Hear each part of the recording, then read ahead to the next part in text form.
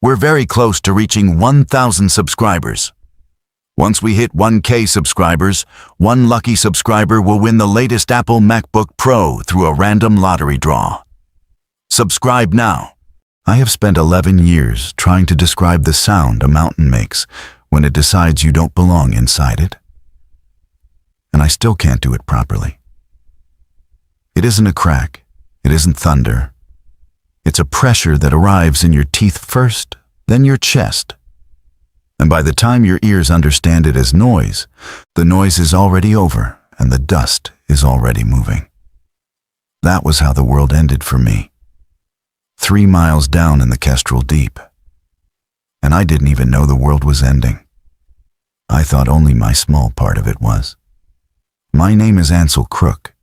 I was a mine geologist, which is a fancy way of saying I was the person who read the rock and told everyone whether it would hold. On the morning of everything, I was crouched in the number 4 drift with my palm flat against a rib of quartzite, feeling for the little tremors that meant the ground was talking. It was talking. I just misheard what it said. You planning to marry that wall, or can the rest of us keep working? That was Lois Hamill, our shift boss, 40 feet back with her lamp turned toward me. Lois had a voice like a shovel scraping concrete, and she used it to hide the fact that she noticed everything. She'd noticed I'd been quiet all morning. She'd noticed the ventilation felt thick. The rock's nervous, I told her. Rock's always nervous, so am I. Doesn't stop me punching in. But she came closer anyway, boots quiet on the muck, and put her own hand on the rib beside mine. I watched her face change. Lois had 26 years underground. She trusted instruments, but she trusted her hands more. Behind her, Doss Pelletier was singing under his breath. Doss was 19, 4 months on the job, still young enough to think the dark was an adventure. He had a habit of narrating his own life like it was being filmed. Rookie geologist saves the day, he'd say, muscling a hose. Crowd goes wild. We let him. You need someone down there who isn't afraid, even if the reason he isn't afraid is that he doesn't yet understand what there is to fear. Verna Stott was up at the electrical cabinet, headlamp off to save it, cursing softly at a relay that had been tripping all week. Verna kept the power running. She was small and unbothered, and she once told me that machines were honest in a way people never managed. Because a machine that hated you would at least tell you why. And somewhere below us, on the 17th level, Marion Bexell had a crew of 6 chasing a new seam. I could hear their loader on the radio, that patient diesel cough, a level and a half beneath our boots. Ansel. Lois hadn't moved her hand. Talk to me. I want to pull everyone back to the shaft station, I said. Now. Not end of shift. Now. She looked at me for a long second. Then she keyed her radio. And that was the thing about Lois. The thing I've carried since she didn't argue, didn't make me justify it, didn't waste the one currency none of us knew we were spending. All levels, this is Hamill.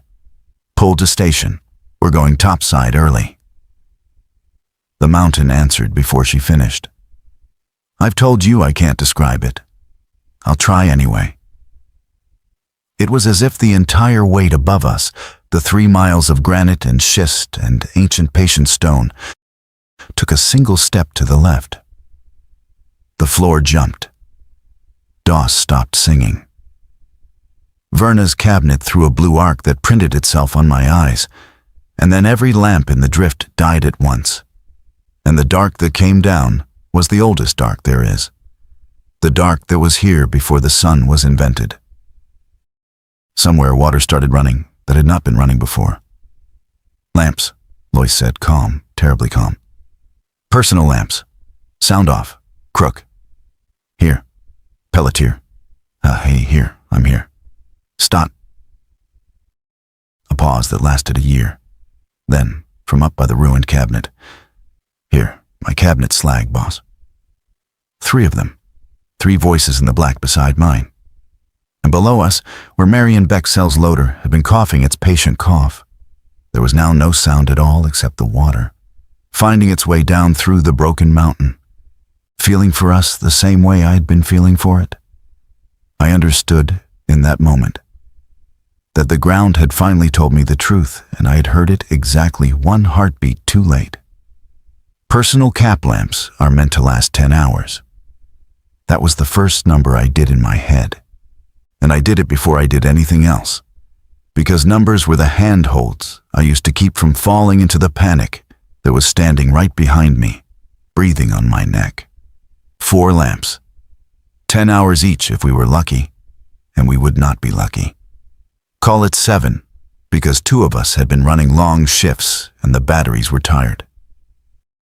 Everybody toward my voice, I said. Slow. Feel the floor before you trust it. They came. Doss first, because he was closest, and I heard his breathing before I saw the small white cone of his lamp swing around a fallen timber. His face when it came into the light was the face of a boy who had just discovered that the adventure had teeth. Verna next, deliberate, running one hand along the rib the way I'd taught the new hires the wall is your only honest friend down here. It will never lie about where it is. Lois last, sweeping her lamp back the way we'd come, toward the shaft where the cage should have been. The cage was our elevator, our one way up, a steel box on a mile of wire rope run by a hoist on the surface.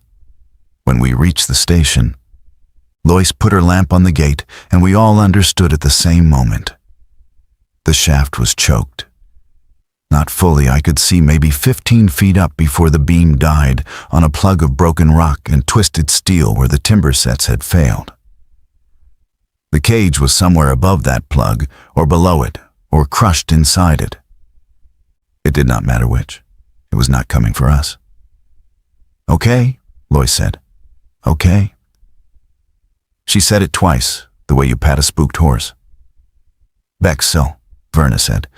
We have to try the phone to 17.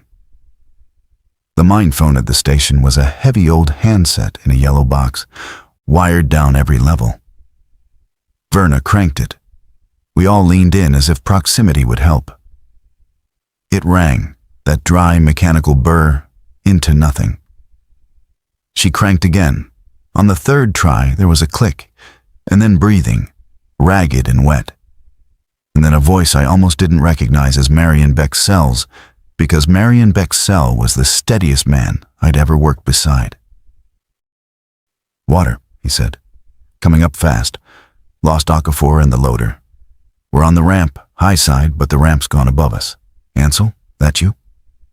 It's me. It's all of us. Station's blocked above, too. Marion, how many with you? 4. 4 and me. A sound behind his voice. A churn, the specific greedy sound of water in a confined space. Ramp connects to your level through the old ladderway, the 1400 crosscut. If it's open. Big if. Lois took the handset. Marion, is the ladderway your best chance or ours? Silence, except the water. Marion Bexell had done the same arithmetic I'd have done, and he'd done it faster because he was standing in the answer. It's our only chance, he said. The crosscut climbs. We can't. Not with the water at our backs and Petey's leg the way it is. You'd have to come down to us, then we'd all have to go back up together. Through the flood. There it was.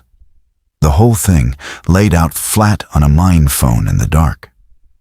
To reach them we had to descend into rising water, spending lamp and air and strength, to gather 5 people who might already be beyond gathering, and then climb back through a mountain that had just tried to kill all of us once and would be happy to try again. Or, Marion said, and his voice cracked on the word, because he was a decent man saying an indecent thing. You seal the 1400 door on your side, and you climb for the surface through the old workings, and you don't come down here at all. Better math. Fewer bodies to move. You know it's better math, Ansel. Doss was looking at me. Verna was looking at Lois. And I understood that being the one who reads the rock meant I was about to be the one who read the choice, and that no instrument in the world was calibrated for it. Hang on, Marion, I said. Just hang on. I hung up the phone on a drowning man so I could decide whether to let him drown. Lois pulled us into a huddle away from the phone box, the 4 lamps making a small, bright room in the enormous dark. And she did the thing good bosses do, which is to let the argument happen instead of pretending there was nothing to argue about. Say it, Verna, she said. You've got a face. Verna had a face. He's right. Marion's right, and it costs me everything to say it. The water took Okafor, and it's rising. By the time we get down the ladderway, it may be at the ramp roof. We'd be climbing down into a grave to fill it with more of us. She wasn't crying. Verna didn't cry. She reasoned. And the reasoning was its own kind of grief. I have a daughter topside. I want to be honest that I'm not neutral. None of us is neutral, Lois said. Doss? Doss opened his mouth and closed it. The narration had left him. The crowd goes wild boy was gone, and what remained was just 19. I've never had to. I don't know how you decide that. He looked at me, at the wall, at anything. How do you decide that? You don't decide it clean, Lois said. You decide it dirty, and you live dirty after, crook. You've been quiet, which for you means loud. I had been quiet because I was doing the thing I hated most about myself, which is that I'd been listening to the mountain instead of the men. The rock at the station had a specific note to it, a settled, done note. But the sound coming faintly up the workings from the direction of the ladderway had a different note. Air. Moving air. Which meant the old workings above us weren't fully sealed. There was a path, or the ghost of one, up and out. There's air moving from the ladderway, I said. You feel it? On your left cheek, Verna, right now. She went still. Yes. Air comes from somewhere and goes somewhere. If it's coming up past the 1,400 crosscut and continuing up through the old stopes, then the same route that reaches Marion is the route that reaches the surface. The climb down to him and the climb up to daylight are the same climb. We're not choosing between saving them and saving ourselves. I heard my own voice steady as I found the geology of it, the honest handhold. The rock is telling me the only way out for us goes straight through where they are. Nobody spoke. It was too convenient, and they knew it, and I knew it, and I braced for Verna to take it apart. She took it apart. Or the air's coming from a crack that a mouse couldn't climb through. And you're reading the answer you want to read because the honest one makes you sick. She said it gently. That was worse than if she'd said it cruel. You do that, Ansel. You've always read the rock a little kinder than it deserves. She was right. That was exactly the thing I did. It had gotten men hurt before, back when I was younger and hungrier to be the one with good news. Then we test it, Lois said. We don't gamble Marion's life or ours on Ansel's hope. We go partway down the ladderway. If the air holds and the water's below the crosscut, we go get them. If the air's a mouse crack or the water's above the door, we seal it and we climb and we carry that. She looked at each of us. That's the deal. We test, we don't pray. Everyone in? Doss nodded fast, grateful to be given a rule. Verna closed her eyes and nodded once. I keyed the phone. Marion, we're coming partway, testing the ladderway. If it's open and you're above water, we come the whole way. If it's not, I couldn't finish the sentence to a man's face, even a face I couldn't see. If it's not, Marion finished for me, steady again, the steadiest man I ever knew. You seal the door and you climb, and you tell my wife I did the math right at the end. Petey's got a mother too. You save the ones you can reach, Ansel. That's not cowardice. That's the job. Stay above the water, I said. We're moving. We turned away from the dead shaft, the four of us, toward the moving air and the men beneath it. And I remember thinking that I had spent my whole career learning to trust the ground. And I was about to bet 5 lives that it wouldn't lie to me now. The 1,400 crosscut was a horizontal tunnel that connected our level to the old ladderway. And to reach it, we had to travel maybe 400 yards through a drift that the earthquake had rearranged without asking. What had been a straight walk was now a scramble over slumped muck, under a sagging back that dropped the ceiling to a crouch and then to a crawl. Lois went first. She was the most experienced, and she flatly refused to let anyone lead who hadn't spent decades learning which noises meant move and which meant freeze. We learned quickly to ration light.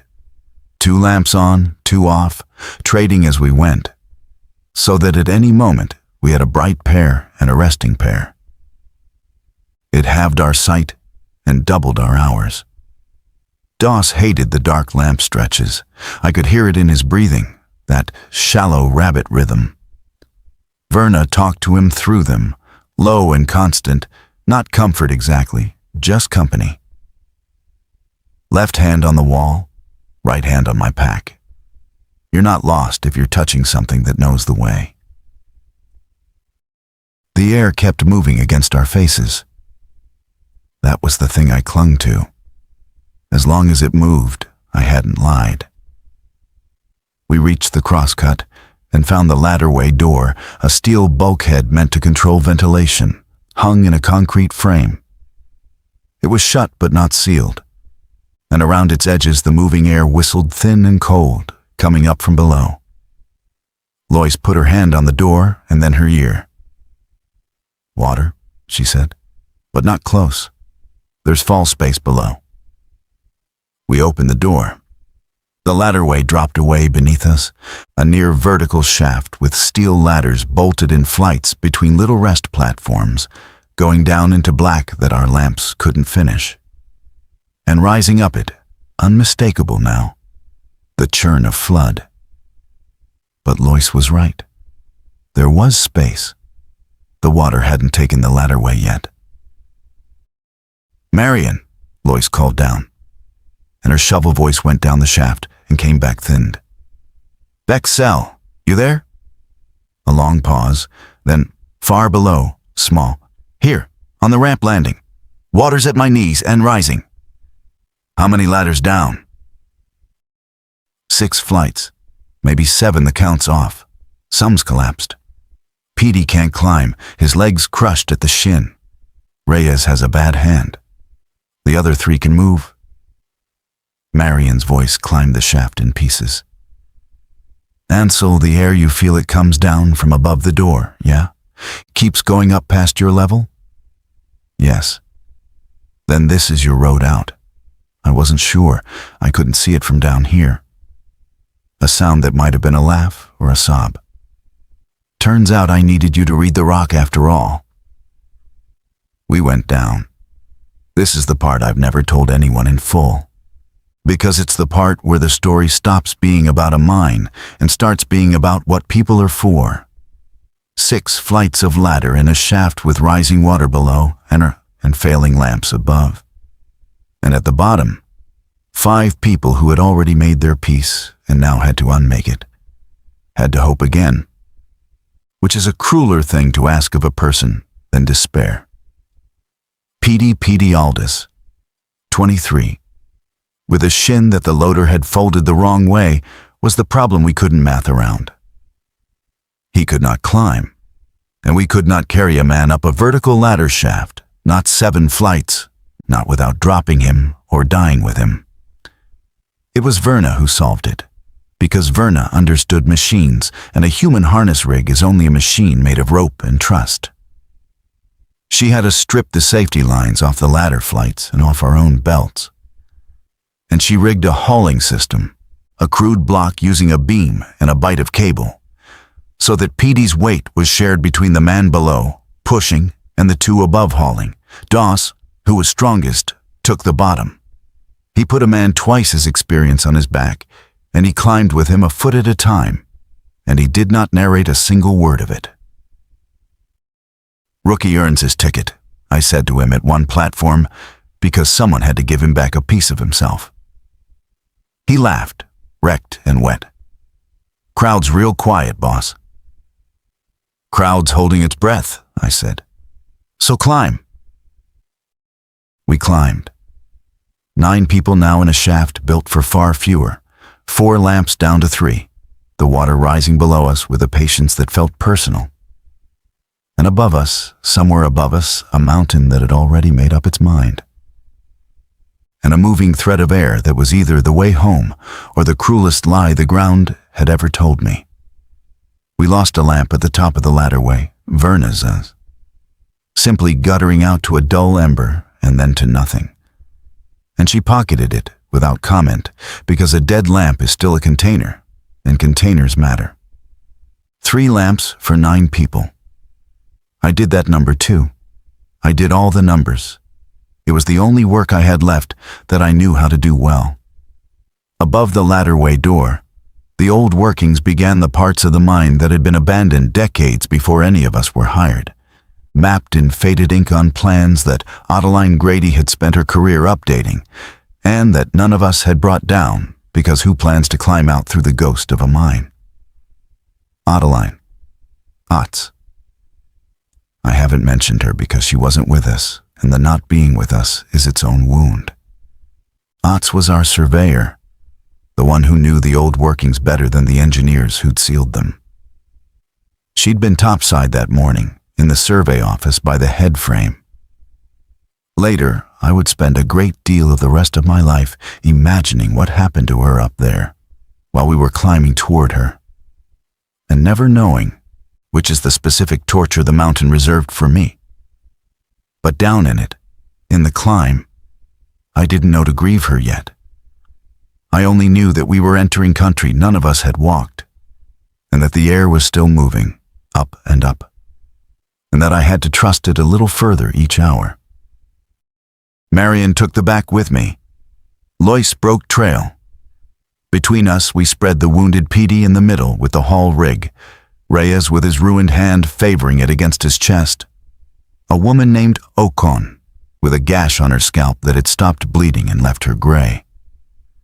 The 3 able ones from Marion's crew, and Doss and Verna, made up the muscle. 9 people is not a group.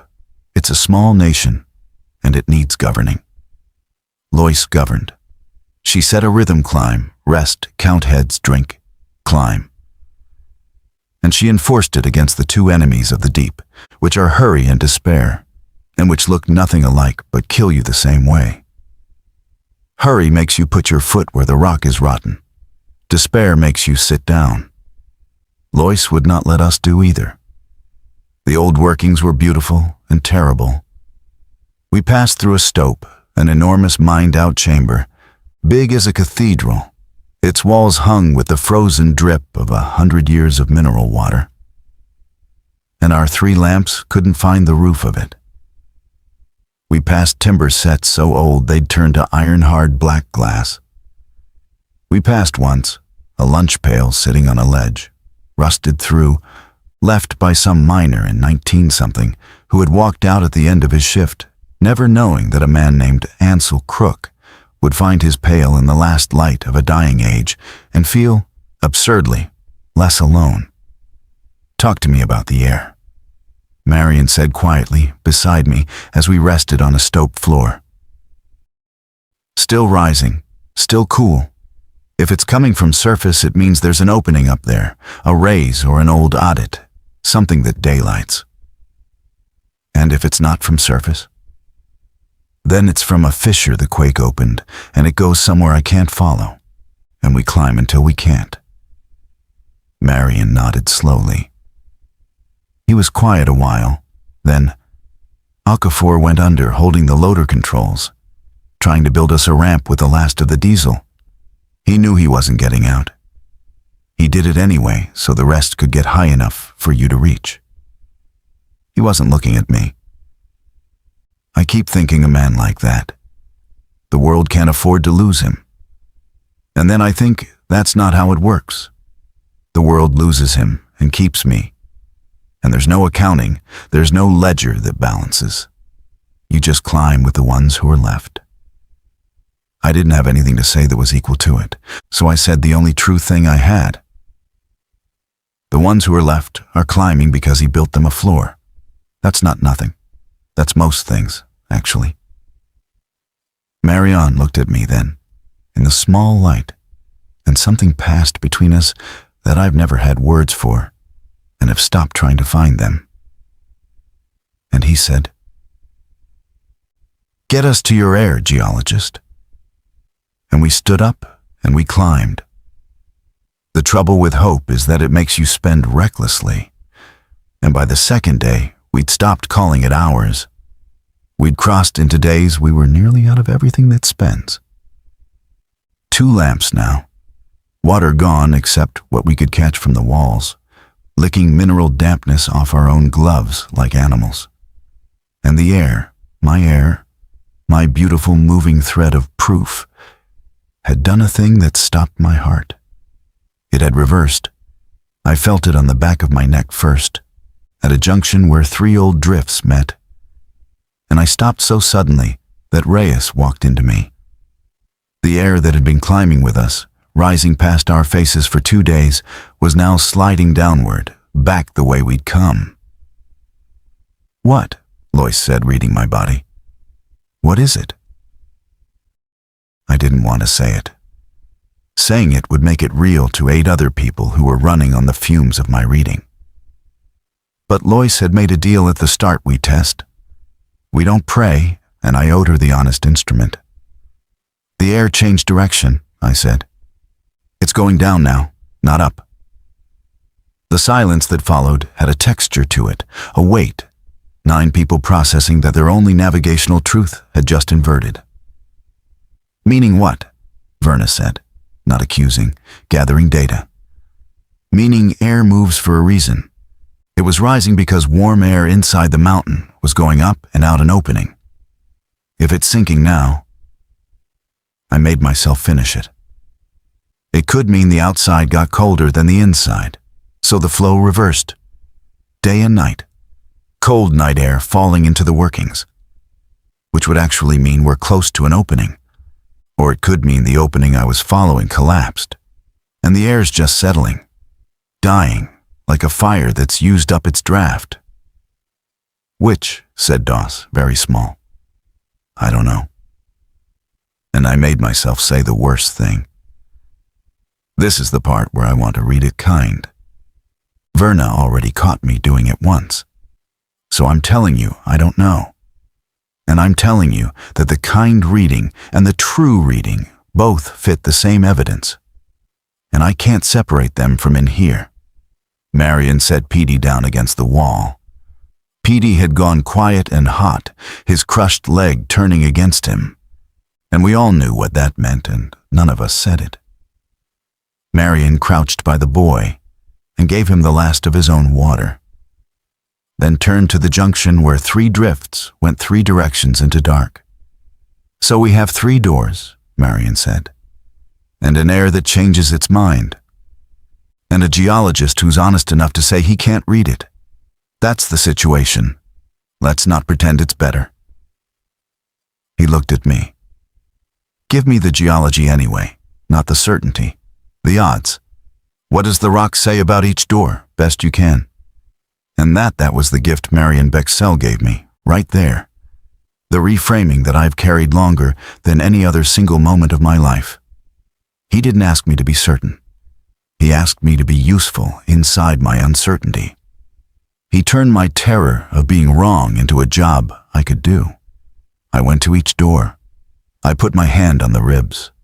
I read the dip of the strata, the way the old miners had followed the ore, the temperature of the stone, the grain of the dust on the floor that showed which way water had last run.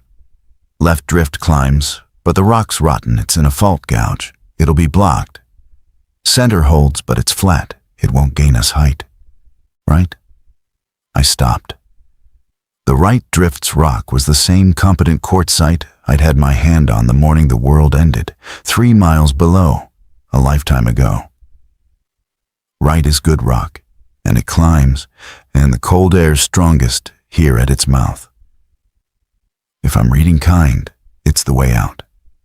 If I'm reading true, I breathed. It's still the best of 3 bad doors. Then it's a decision, not a prayer, Lois said. And I'll make it, because that's my job, and Ansel's already done his. She stood. Right drift. Ansel reads, I decide, we go. If it blocks, we come back and try center. We don't argue at the junction, we argue at the wall. We went right. And Petey didn't come with us, not really. Marion carried him. But the boy had gone somewhere the rest of us couldn't follow yet. And I understood that the mountain was going to make us pay a fare we couldn't afford, and that I was going to have to keep reading the rock while it did. Petey Aldous died on the 3rd day in the right-hand drift, and he did it quietly, in his sleep, which was the one mercy the mountain allowed, and the only one I'll ever thank it for. Marion had been carrying him for hours, past the point where anyone could carry a man. And when we stopped to rest, and Marion laid him down and put 2 fingers to the boy's throat, he didn't say anything. He just took off his own jacket and covered Petey's face with it, and sat back against the wall, and looked at his empty hands. We couldn't take the body. I want to be honest about that, because it's the kind of thing the world above later found hard to understand, that we left a man in the dark. We were 9, becoming 8, with 2 lamps and no strength, climbing for our lives. Carrying Petey had nearly killed Marion already. To carry a body would have been to lie down beside it. It was Okon, the gray woman with the scalp wound, who said the thing that let us leave. My grandmother worked a mine in another country, she said, her voice thick. She used to say the deep is not a grave. A grave is a hole you dig for the dead. The deep is where the living came to work. And if it keeps you as one of its own, not as a body thrown away. She knelt by Petey. So we don't throw him away. We give him to it. There's a difference, and the difference is everything. We built him a small cairn of broken rock, each of us adding a stone. And Dawson, who had carried him up 7 flights of ladder and had not narrated 1 second of it, said, "Rookie made it out. Crowd's on its feet." His voice broke into pieces on the words, but he got them out. And it was the truest eulogy I've ever heard, because it gave the boy the ending he'd have wanted, told in the language he'd have used. Then we climbed away from him, and I've gone back for him 100 times in dreams. And I've never once been able to lift him. And I've made a kind of peace with the fact that some things you carry precisely by not being able to carry them. The right drift climbed. That was the thing that kept us moving. It climbed. It truly climbed. Hundreds of feet of gain. And the cold air strengthened. And by the 4th day, it was cold enough that we could see our breath in the lamplight. And that had never happened 3 miles down. The deep is always warm. The deep is the mountain's held breath. Cold meant surface. Cold meant the outside was reaching in. "You're going to be right," Verna told me at a rest. She'd been the one who called me out at the junction, and now she was the one saying it. And I understood she was giving me something back on purpose. "You read it kind, and it's coming true anyway. That happens sometimes, even to honest men." "Don't," I said. Don't hand it to me yet. Hand it to me at the door." She smiled, cracked lips, gray face. "At the door, then." We reached the door on the 5th day, and it wasn't a door. It was a raise, a vertical opening driven up from an old level to the surface for ventilation. Timbered a century ago. And the timber had rotted, and the quake had shifted it, and daylight, actual daylight, thin and gray, and filtered through God knew what debris was falling down it from far above. And none of us made a sound. We just stood in the bottom of that raise and looked up at the small, ragged coin of pale light. And we cried, all 8 of us, without shame, because we had climbed out of the underworld, and the sun had waited for us. "There," I said, and my voice didn't work right. "There. The rock didn't lie. It was the way out the whole time." Lois put her hand on my shoulder. "You did your job, Crook, every foot of it." She looked up the rays, at the light, and something crossed her face that I didn't understand then and understand completely now. "Funny," she said. "No sound. You'd think 5 days trapped, half the county's hoist crew and rescue teams would be up there screaming down the rays at us. Whole valley'd be turned out."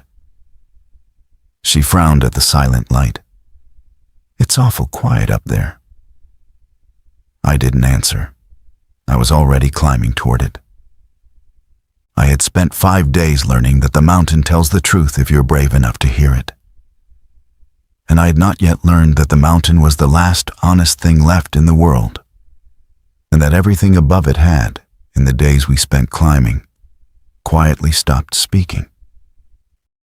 The rays led us out through a collapsed vent house on the mountainside, a 1/4 mile and 800 vertical feet from the main head frame, and we came out of the earth like the first animals to ever leave the sea, blinking, ruined, our bodies remembering how to be under sky. It was late afternoon. The light hurt. The air was so rich after 5 days of the deep that Doss actually staggered and sat down, drunk on oxygen, laughing and weeping at once. And it was quiet. I want to make you understand the quiet, because the quiet was the first thing that was wrong, before we saw anything wrong. A working mind is never quiet. The head frame hums, the hoist runs, the fans roar, the trucks grind up the haul road, men shout, radios crackle.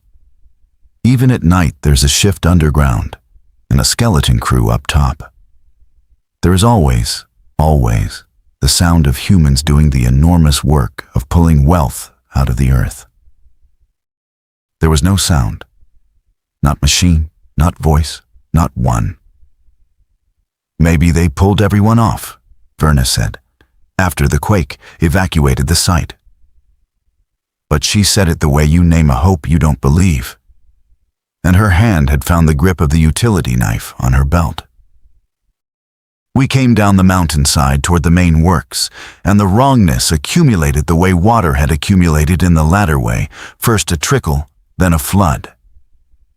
The gate to the mine yard stood open. A pickup sat in the middle of the haul road, doors open, driver's seat empty, a travel mug of coffee in the cup holder gone furred with mold. 5 days of mold. The office trailers stood with their lights on the site, had generator power still, and their doors banged in the wind. And inside the survey office, where Adeline Grady should have been, there was a coat on the back of a chair and a half-eaten sandwich turned to gray fuzz on the desk and a phone on the floor, and no Otts, no anyone. "Where is everyone?" Doss kept saying. "Where is everyone? Where?" "Quiet," Lois said. And it wasn't unkind. It was the deep talking through her, the discipline that had kept us alive. "Everybody quiet. Ansel the road. What do you read?" I looked at the road, at the yard, at the story written in the dust and the mold and the open doors, and I read it the way I read rock. And what it said made no geological sense, and perfect terrible sense. Nobody left in a hurry, I said slowly. There's no wreck, no fire. The trucks are parked. The coffee got made and set down. Whatever happened, it happened between one ordinary moment and the next. And then everybody was just not here. Days ago. Long enough for mold, for the mug to fur. I turned in a slow circle. This isn't an evacuation. An evacuation has direction. This is... I didn't have a word. This is a room where the people left mid-sentence. That was when Reyes, up ahead by the change house, made a sound. It wasn't a shout. It was the intake before a shout. The sound a body makes when it sees a thing the mind hasn't caught up to. We crossed to him and looked where he was looking. Through the open door of the change house, the room where miners hang their street clothes on chains hoisted to the ceiling. A whole shift's worth of ordinary lives strung up out of the way. The clothes were there. Hundreds of sets hanging in the dimness, jeans and jackets and boots left behind. And moving among them, slow, in the wet gray light from the high windows, were three shapes that had been men that morning. We went down, and were not men now. They turned toward the sound Reyes had made. Their faces, when they turned, had the specific wrongness I would spend the next 11 years learning to recognize at a glance: the slackness, the film over the eyes, the way they moved as if the strings that hold a person up had been cut and clumsily retied by someone who had only heard walking described. One of them was wearing a survey vest. "Back," Lois breathed. "Back out. Slow. Nobody run." We backed out of the change house into the gray afternoon of the emptied world, and I understood that the mountain had not been the thing trying to kill us after all. The mountain had been the only thing keeping us alive.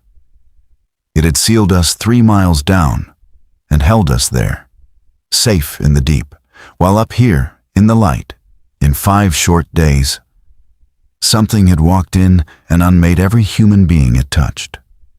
We didn't run, and not running was the hardest physical act of my life. Harder than any foot of the climb. We backed to the pickup on the Hall Road, and Lois checked it and found the keys in it, and it started on the second try, and we crammed 8 ruined people into a 5-seat cab and a bed, and we drove down off the mountain into a world that had ended while we weren't looking. Nobody spoke for a long time. There was nothing to read the situation as.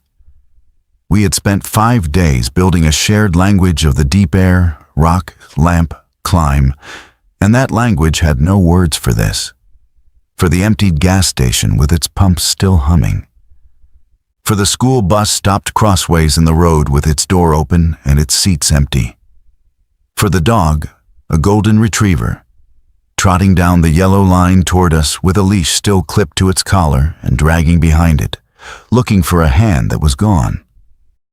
Doss opened the door, and the dog jumped in and put its head in his lap, and Doss held on to it and shook. And nobody said anything about the extra weight or the extra mouth, because the dog was the first thing since the raise that had been simply, uncomplicatedly glad to see us. And we needed it more than it needed us. We found the first survivors at a grain elevator on the edge of the valley town. And we found them because they'd done the smart thing. The thing the change house men couldn't do. They'd gone up.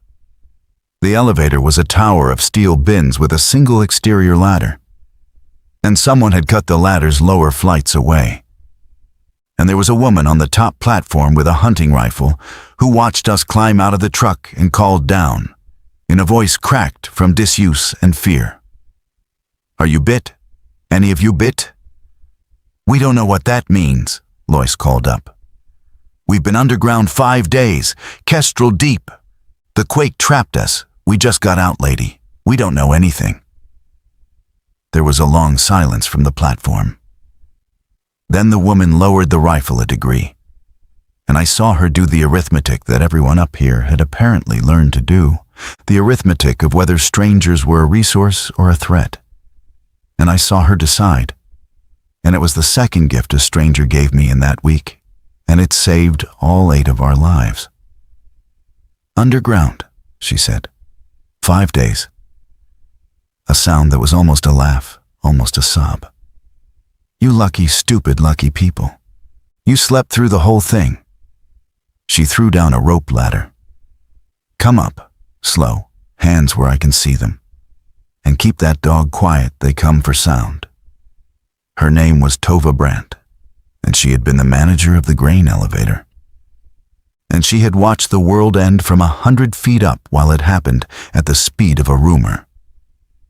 She told us that first night, in the cramped, warm dark of the top bin where she'd made a nest of feed sacks, what we had missed. It had started somewhere else and arrived everywhere at once, the way such things apparently do now. A sickness that wasn't a sickness, that turned the recently dead and then the bitten, and then, near the end of that first terrible day, seemed to turn people who'd only breathed too long in a crowded room. It moved through the valley in an afternoon. The mine, she said, had lost its whole surface crew in the first hours. She'd seen the trucks come down the haul road and then seen them stop, and never seen anyone drive them again. "There was a woman came through here on the second day," Tova said. "Surveyor from the mine, Grady. She was trying to get back up to the site. Said she had people underground, and she wasn't leaving the valley till she knew." Tova looked at us, at our mine-filthy faces, and understood. "Oh," she said softly. "Oh, that was you. You were the people she wouldn't leave." "Where did she go?" I said, and my voice came out of somewhere I didn't recognize. "Up your mountain," Tova said. "Alone, 2 days ago, toward the site. I told her it was death. She said..." Tova stopped and then gave it to me whole, because she was the kind of person who understood that a true thing hurts less than a kind lie. She said the ones underground were the only ones with a chance, and somebody had to be up top to answer when they knocked. I have thought about Adeline Grady every single day for 11 years, and the shape of the thinking has changed, but the weight of it never has. That night in the grain bin, I wanted to go back up the mountain immediately, in the dark, on foot. And Lois physically sat me down, put both hands on my shoulders, and said the thing that I hated and needed. "She went up to answer when you knocked. We already knocked. We already came out. If she's alive up there, she's not at the site anymore. She'd have no reason to stay at a site full of those things. And if she's not alive..." Lois didn't soften it. "Then going up there in the dark makes you a 9th death and answers nothing. Sit down, Ansel. Read the situation like you read the rock. Kind or true, which are you doing right now?" Kind. I was reading it kind. I wanted Otts alive at the site, waiting. And the wanting was louder than the evidence, and Lois knew me well enough after 5 days in the deep to catch me at it exactly the way Verna had caught me at the junction. So I sat down, and I did the true reading, and the true reading was that a woman had climbed a mountain into a nest of the dead to keep a promise to people who were, at that moment, already climbing out of the earth toward her under their own power. And that we had missed each other by 2 days and 800 vertical feet. And that the mountain, which tells the truth, had arranged its one great lie of my life. It had let me climb out into her absence. We stayed at the grain elevator 11 days. I mark it precisely because those 11 days were when the 8 of us stopped being a rescued crew and became something else. And I've never found the right word for the something else. Family is too easy. Tribe is too grand. We became a set of people who had agreed, without ever voting on it, that we belonged to each other now, because the belonging was the only thing the world hadn't taken. Verna fixed the elevator's generator and rigged a system to draw water clean. Lois organized the going out, the careful, quiet forays into the dead town for food and fuel and medicine. Always in pairs, always by day, always by the rule Tova had taught us. They come for sound, so you move in silence. You become beneath their notice. You make yourself as quiet as the deep taught you to be. Doss and the dog, he named it Shift, because it had come to us at the end of the longest shift of all, became the watch. The boy who'd narrated his life, now sitting silent for hours on the platform, learning the discipline of the deep in the wide open air.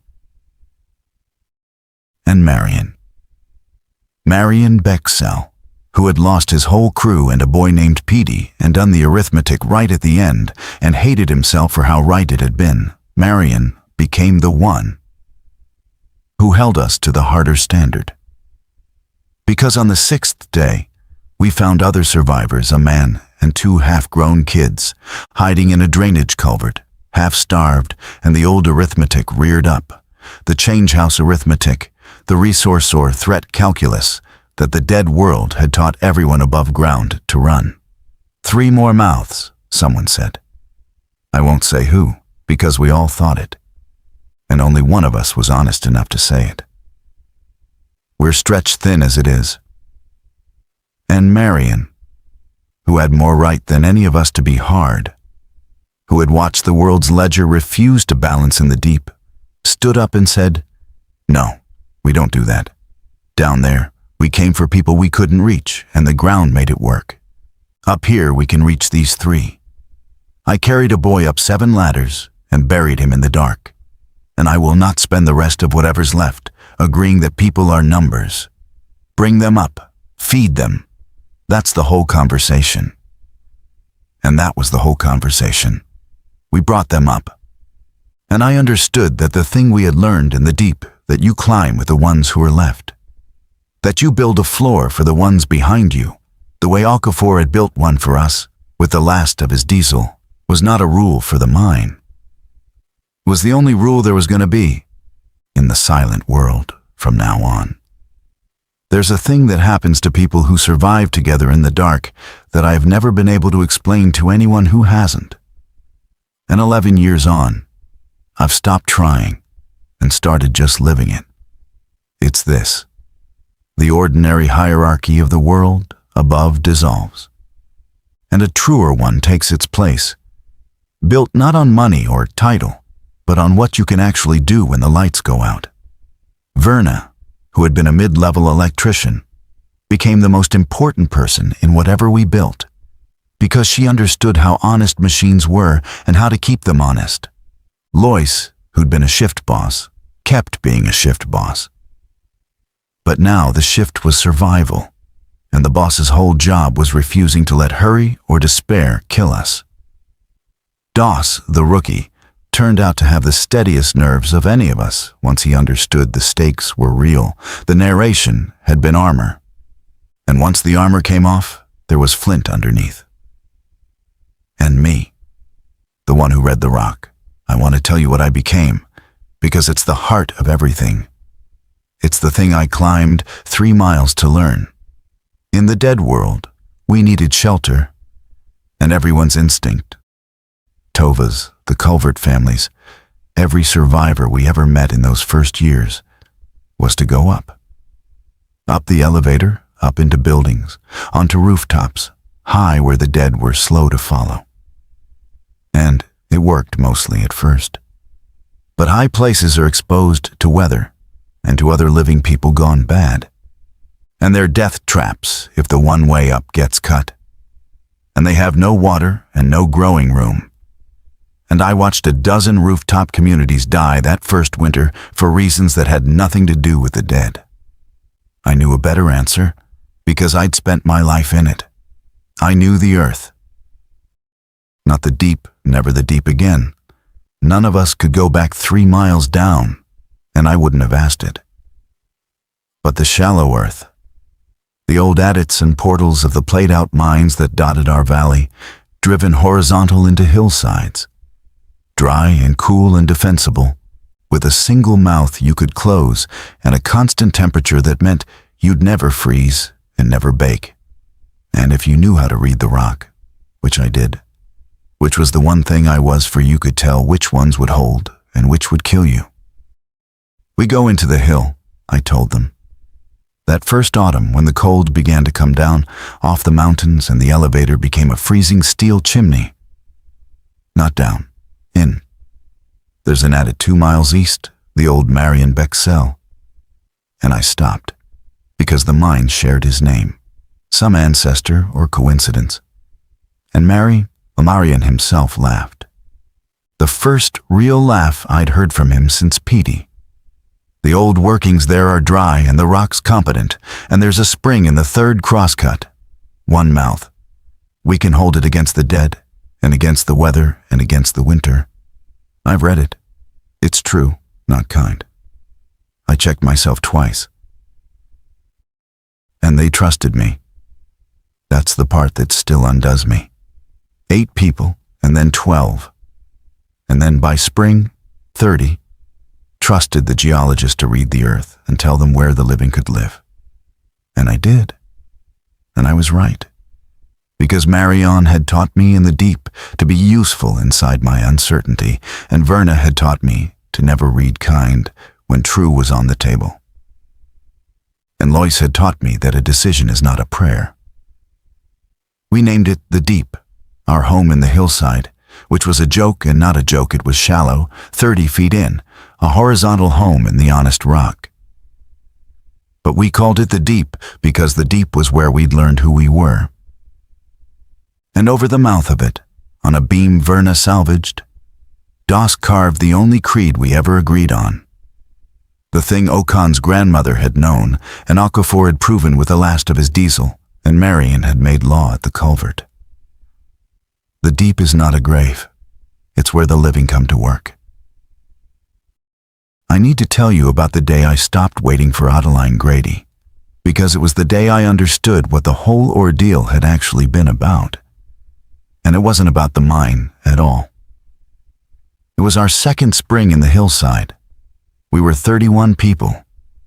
We had a spring for water and a garden started in the light at the mouth and a system, Verna's system, of quiet and watches and pairs. And we had buried 4 of our own and taken in 19 strangers. And I had gone up the mountain to the old mine site 3 times looking for any sign of Otts, and found nothing but the change house dead grown slower and grayer, and the survey office with her coat still on the chair. And I had taken the coat the 3rd time, finally, because leaving it there was a kind of lie I couldn't tell anymore. I brought the coat back to the deep, and I sat with it. And Lois came and sat with me the way she'd sat me down, into the grain bin. "You want to say something to me," I said. "I want to tell you a thing about the climb," Lois said. "About the junction with the 3 doors. You remember what Marion asked you? To give the odds, not the certainty." And what he was really doing. Lois turned the coat over in her hands. He was giving you permission to be wrong and still be worth something. Because a man who has to be certain freezes at the junction, and a frozen man kills everybody behind him. You've been standing at a junction with Otts for 2 years, Ansel, certain or nothing. Either she's alive and you failed her by not finding her, or she's dead and you failed her by living.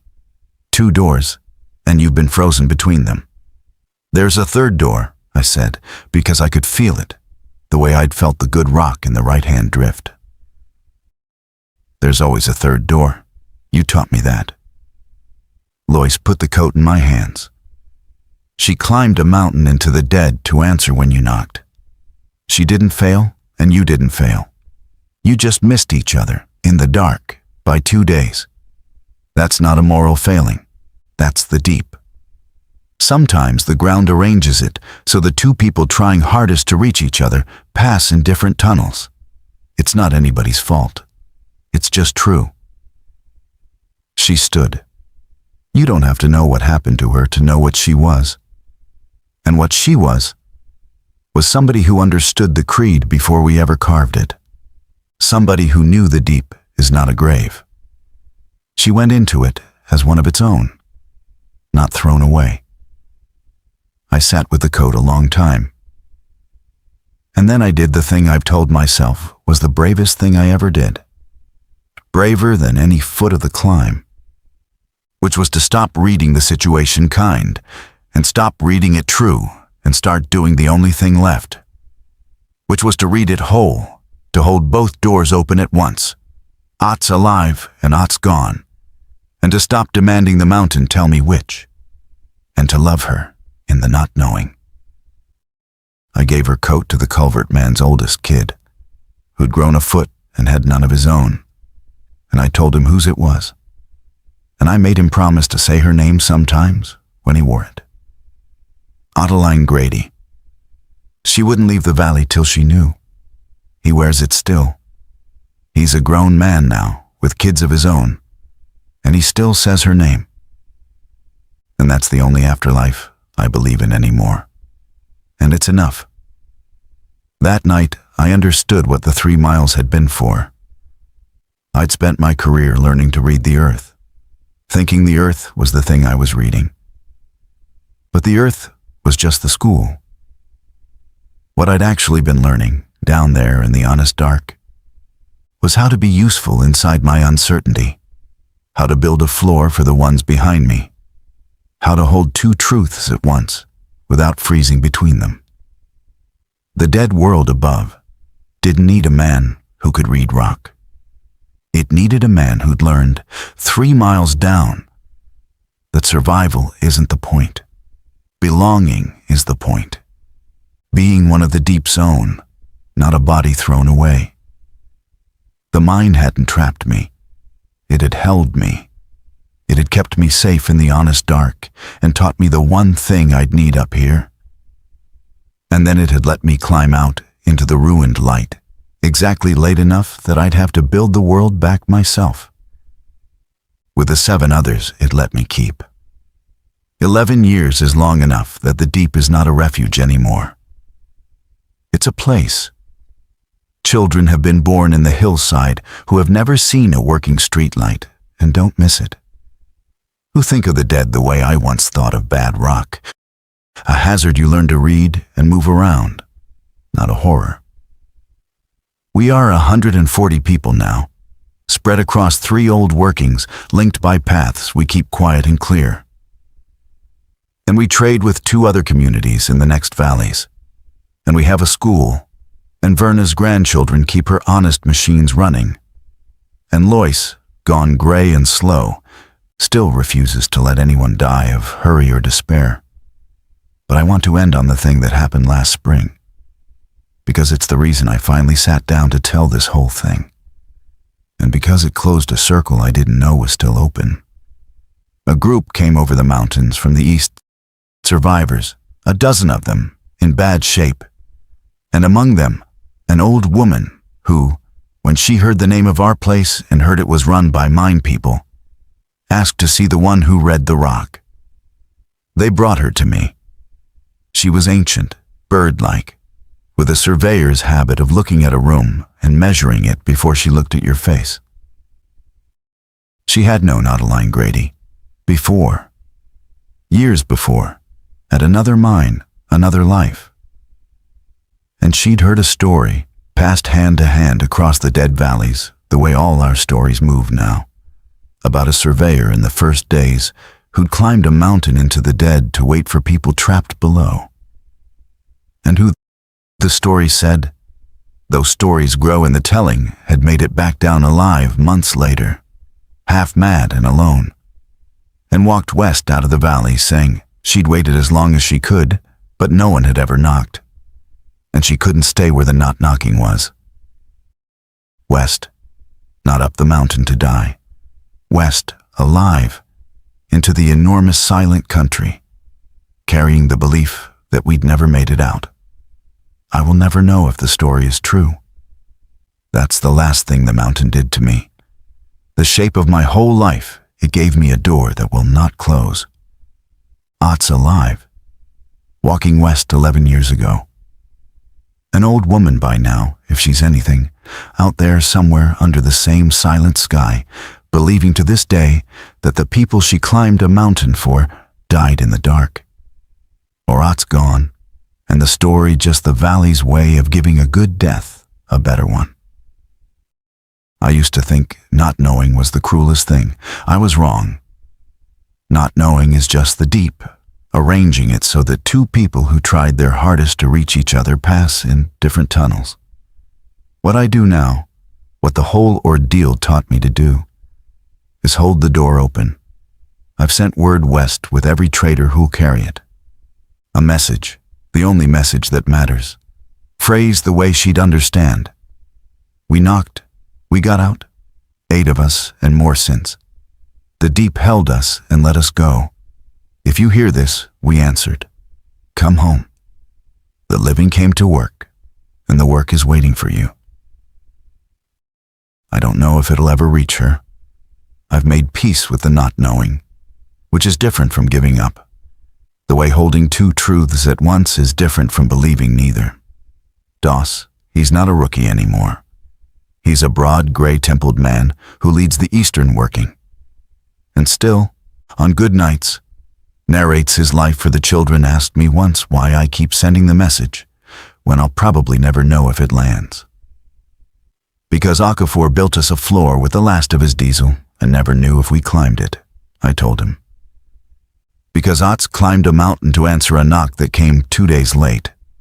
Because the whole thing, the entire thing, is people reaching for each other in the dark and mostly missing and doing it anyway. The reaching is the point. The reaching is the work. Whether the hand finds the other hand, that's the mountain's business, not ours. He thought about that a long time, the boy who'd narrated his way through hell, the man who'd learned when to be silent. Crowd's on its feet, he said finally, quiet, and put his hand on my shoulder the way Lois used to. Crowd's holding its breath, I said. It always is. So we keep working. I am an old man now, or old enough, and I still go into the hill every morning, not to work the rock, but to read it, to put my palm flat against the honest stone the way I did the morning the world ended, and to feel it tell the truth. It's the one relationship in my life that never disappointed me. The mountain tried to kill me, and instead it saved me, and it did both by simply being what it is, indifferent, ancient, incapable of lying. And I've come to think that's the only kind of thing you can fully trust. The things that can love you can also betray you. The rock just holds, or it doesn't, and it tells you which if you're brave enough to hear. I have outlived Lois, who died 2 winters ago in her sleep, the way Petey did, the good death the deep allows. And we built her a cairn at the mouth of the main working, and everyone who passes adds a stone, so that her marker grows instead of eroding, which is the opposite of every other grave and exactly right for her. I have outlived Verna, who worked her honest machines until her hands couldn't, and then taught with her voice until her voice couldn't, and whose grandchildren keep the water running to this day and say her name over every repair. Marion. I lost early to a bad wound that went bad, and at the end he was calm, the steadiest man I ever knew. And he said, "Did I do the math right, Ansel, at the culvert, bringing those 3 up?" And I told him he'd done it right. The only time in his life the ledger balanced, and he closed his eyes satisfied.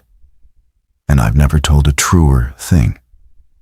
And Doss is gray now, and I am ancient. And the children the dead world will never touch the way it touched us are growing up in the honest hill, believing that the way you survive is together. In the cool dark, reaching for the ones behind you and the ones ahead. And none of them will ever have to learn it the way I learned it, 3 miles down, in the oldest dark there is. That was the gift, in the end. Not that I survived. Survival was almost the least of it. A body kept warm, a heart kept beating, the animal arithmetic of days. The gift was that the mountain trapped me exactly when it did, and let me out exactly when it did, so that I climbed from the underworld into the emptied light, already knowing the one thing the emptied light needed someone to know: that the deep is not a grave, that the living come to work, that you build the floor for the ones behind you, even when you'll never see them climb it, that you hold every door open, that you say the names. People ask me, the young ones, whether I'm bitter that I missed the end of the world, that I was buried in the rock while everything I knew was quietly erased above me, that I climbed out into an absence so total it took me days to believe it, that the world I'd worked in and the people I'd worked beside were simply gone, mid-sentence. And I never got to say goodbye to a single one of them except the ones who climbed out beside me. And I tell them the truth, which is that I am not bitter, because the mountain gave me the only thing worth having, which is a reason. It kept me in the dark long enough to learn how to live in it. It gave me 7 people to belong to, and 140 more since. It gave me a woman walking west, who may still, somewhere, hear that we answered. It gave me a creed carved over a doorway, and a life spent proving it true. Humanity was gone when I escaped. That's what I thought. Standing in the silent yard with the coffee gone to mold, and the survey vest on the wrong body, I thought humanity was gone. I was reading it kind, and I was reading it true, and I was wrong about both. Humanity wasn't gone. It was just 3 miles down, climbing in the dark, reaching for each other, doing the oldest work there is. It was walking out of a collapsed vent house into a ruined afternoon and refusing to leave anyone behind. It was carrying a boy up 7 ladders and burying him with a joke he'd have loved. It was a dog with a dragging leash finding a lap to put its head in. Humanity wasn't gone. I was just the last one to climb out and see it. So I kept working. We all did. We still do. The living come to work. And the work is never done. And that I've finally understood is the whole and only point. My granddaughter, Lois's namesake, born in the hill, 10 years old and afraid of nothing, asked me last night why the story has no ending. She'd heard the whole thing, the way the children do now, sitting in the mouth of the working where the light comes in. Every story you tell ends the same, she complained. You don't know if the surveyor lady heard you. You don't know if she's alive. You don't even know what really happened up top while you were down in the dark. It just stops. I thought about how to tell her the thing it took me a lifetime and 3 miles of granite to learn.